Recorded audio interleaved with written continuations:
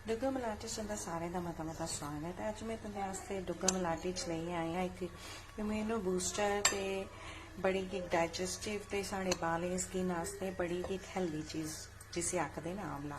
तो अज मैं तुंदे वास्ते लेई आई हाँ आंवले का झटपट अचार जिहड़ा कि 5 मिनटें च बनी जाता है।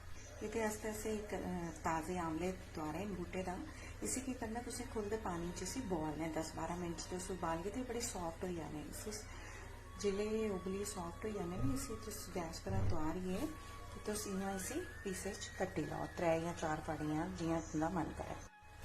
ये तुसें ये फाड़ियां करिए ये पाना है लाल मर्चा, लून, थोड़ी हरी हिंग, भुने दा जीरा, सुक्का धनिया ते किश सैली मर्चां कट्टी दियां ते सारा तुसें मिलाइए ये सारा मसाले सुके मिक्स कर ओड़ने।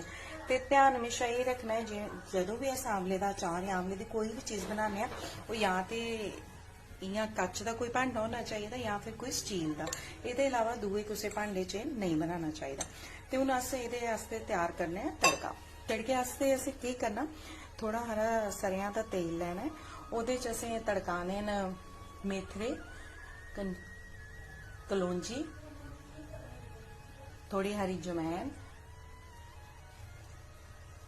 पीली सरेआं, कलौंजी, इंग, जीरा ते थोड़े हरे मेथरे सारा मैं इकट्ठा करके रखे था। ये सारे असें तेल च तड़काने तड़काइए फिर मैं तुसें दसनी आं।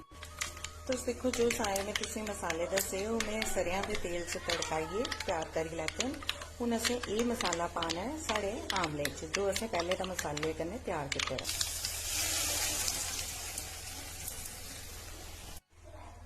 जेड़ा साढ़ा सरेआं दे तेल का तड़का वो असें इहदे च पाइए इसी मलाई ओड़ेआ ते साढ़ा झटपट स्वादला अचार आंवले का तैयार है। ये साड़ी सेहत आस्ते, साढ़े बालें आस्ते, साड़ी स्किन आस्ते बड़ा गै शैल होंदा ते जिहड़ी प्रेगनेंट साड़ी माता भैनां न उंदे आस्ते, बच्चें आस्ते, बजुर्गें सारे दे आस्ते बड़ा फायदेमंद है।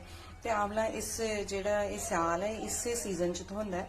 तो तुसें केह् करना चाहिए इसी आंवले या तो अचार के रूप च या फिर मिठी खट्टी मिठी कैंडी के तौर पर कुछ ना कुछ तरीके कन्नै एदा जरूर तुसें भरपूर इसी लेना चाहिए है। तो कोशिश करो इसी तुस किसी ना किसी बहाने करिए स्टोर करिए इसे पूरे सीजन खाई सको क्योंकि ये बड़ा गै हेल्दी है। जियां कि तुसें पता कि आंवला एक इम्यूनिटी बूस्टर है तो बड़ी सारी बीमारी साढ़े कोला दूर रखता है। साढ़े बालें साढ़े स्किन आस्ते बड़ा गै शैल है।